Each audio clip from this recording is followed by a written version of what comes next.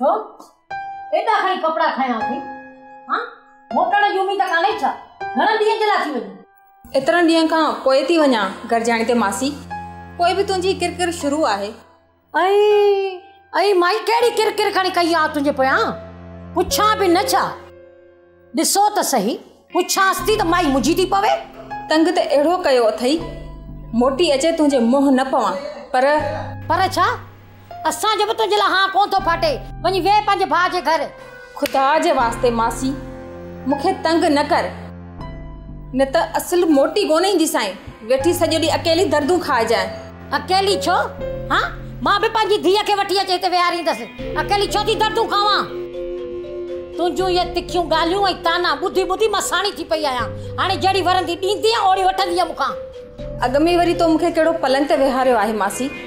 जो हर ॻाल्हि ते तूं मुंहिंजो हाँ रोड़ी पई अची तो बि वॾो मान ॾिनो आहे न पंहिंजी ससु खे हां इहे सभु कुर्ब तुंहिंजा यादि करे वञी पंहिंजी भेण खे क़बर में वञी ॿुधाईंदसि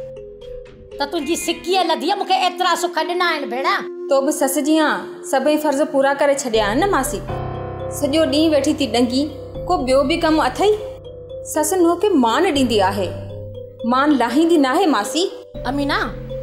नुंहुं ससु खे पंहिंजी माउ वारो दर्जो ॾींदियूं आहिनि तो जहिड़ी ॾाहिणियूं नुंहुं कोन थींदियूं आहिनि वरी तव्हांजो जहिड़ो शुरू थी वियो आहे अम्मा भाॼाई ही सभु छा आहे बसि पुट मां पंहिंजी क़िस्मत खे चवां जो मूंखे अहिड़ी नांग खाधी नुंहुं मिली आहे नांग खां पाण खे छो नथी खाराई मासी मूंखे घटि वधि न ॻाल्हाईंदी कर न भाॼाई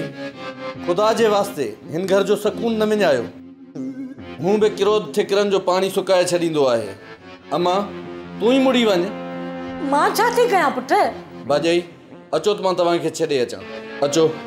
हाणे त हाँ त ॿार लही पई न अंगण वेकिरो थी पई सॼो ॾींहुं वेठी पंहिंजे पुट सां मुंहिंजी पचारूं कजांइ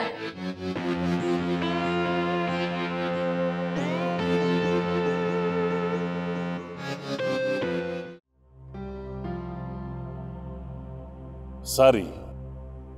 मां तव्हां खां वरी माफ़ी थो घुरां मुंहिंजी तव्हां सां का दुश्मनी न आहे मुंहिंजो बि त नुक़सानु थियो आहे मां पंहिंजी ग़लती तस्लीम थो कयां लॻे थो त दौलत जे नशे में धुत आहीं या वरी शराब पी पोइ थो गाॾी हलाएं अड़े यार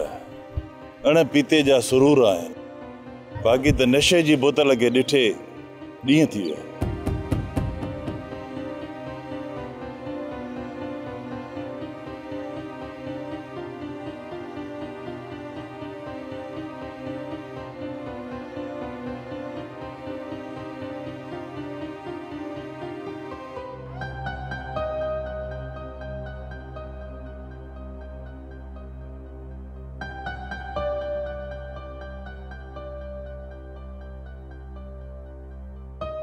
ड्रामा सीरियल सिलसिला मोहब्बतुन जा तमाम एपिसोड्स ॾिसो हाणे HD क्वालिटीअ में विजिट करियो असांजो YouTube channel Sindh TV HD drama